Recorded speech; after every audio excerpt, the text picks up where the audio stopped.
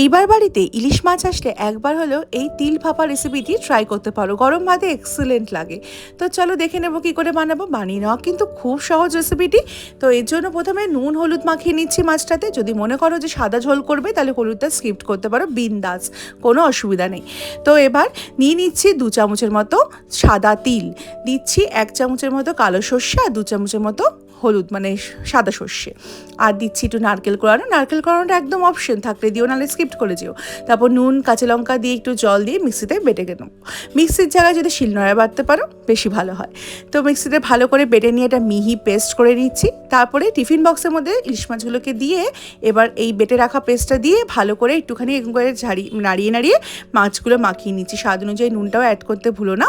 আর দিয়ে দিচ্ছি কাঁচা লঙ্কা চেরা উপর দিয়ে, আর সর্ষের তেল, কাঁচা সর্ষের তেল 2 থেকে 3 চামচের মতো, বেশি তেল দেওয়ার দরকার নেই। দিয়ে ভালো করে এরকম করে একটু টিফিন বক্সটাকে নাড়িয়ে দেবে যাতে মাছগুলো না ভেঙে যায়।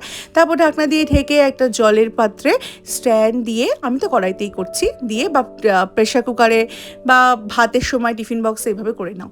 নিয়ে তারপর টানা 10-15 মিনিট রাখলেই কিন্তু রেডি মাছটা। দেখো এবার খুলে নিচ্ছি।